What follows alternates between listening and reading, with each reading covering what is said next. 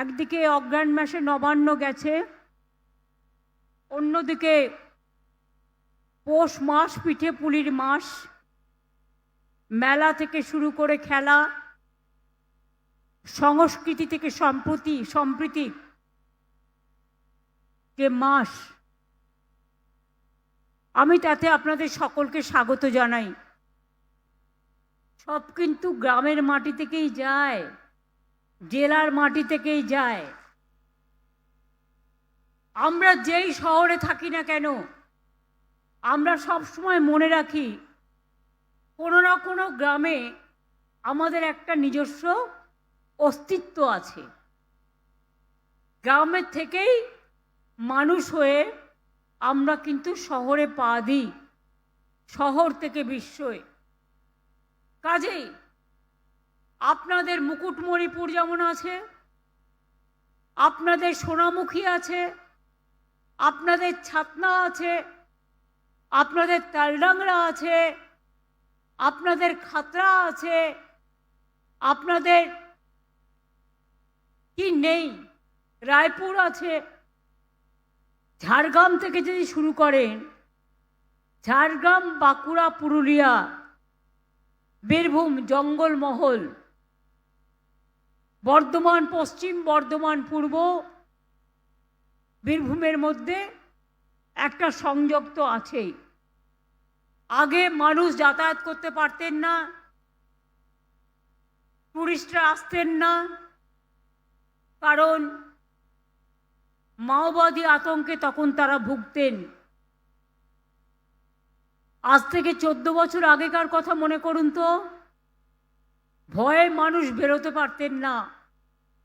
আর আজকে সেখানে শান্তি বিরাজমান। মা সারদা মঠে গেলে প্রাণটা জুড়িয়ে যায়। দুঃশাসন এসছেন বাংলায়।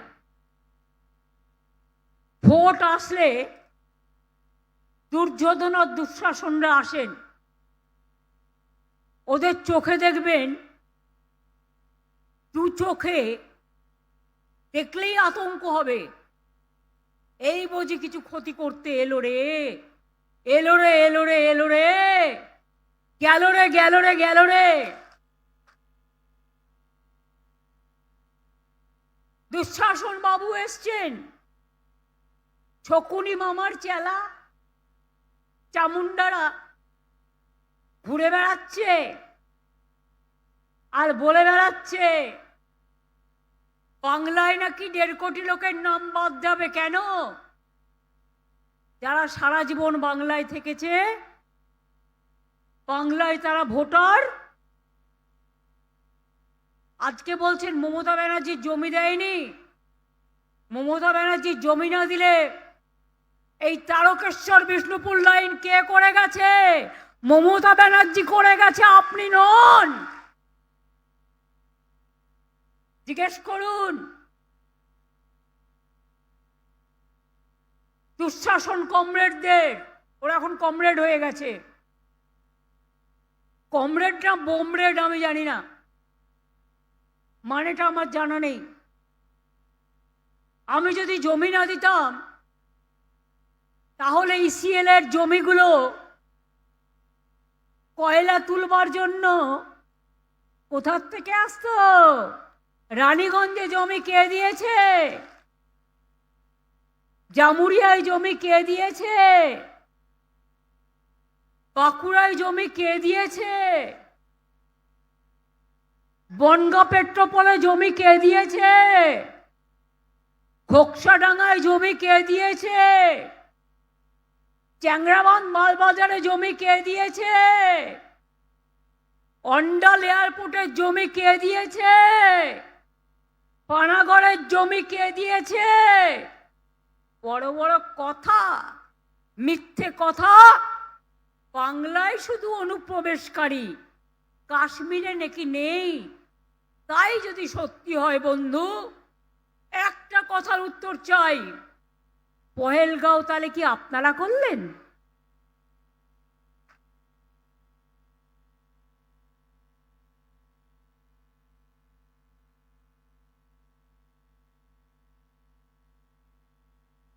দিল্লিতে কিছুদিন আগে যে ঘটনা ঘটে গেল, অনুপ্রবেশকারী বাংলা ছাড়া কোথাও নেই, তাহলে কি আপনারা করলেন?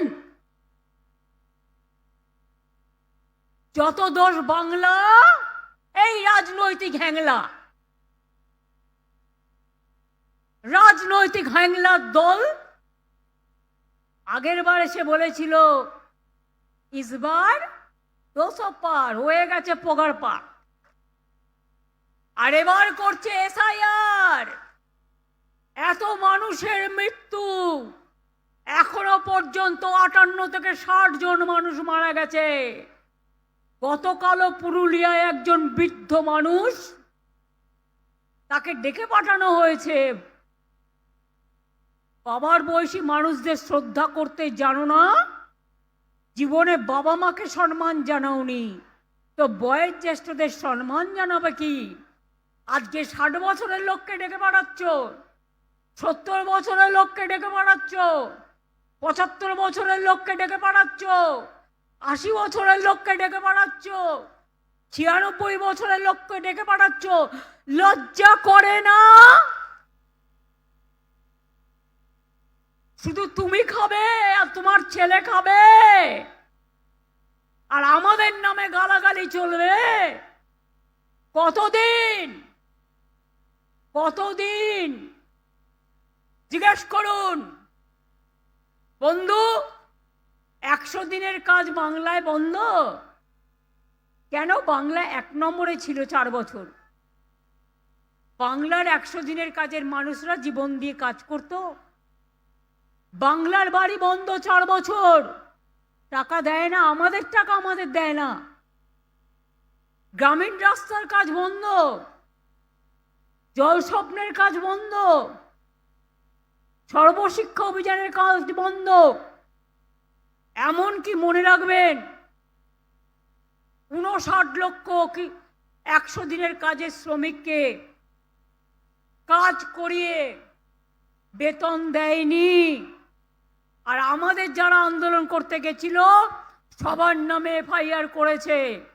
এখানে বাবুরা ঘুরে বেড়াও আর মানুষকে, মহিলাদের অ্যাক্সিডেন্ট করো, মহিলাদের গাড়িতে মহিলা দাঁড়িয়ে আছে তার উপরে গাড়ি চালিয়ে দাও।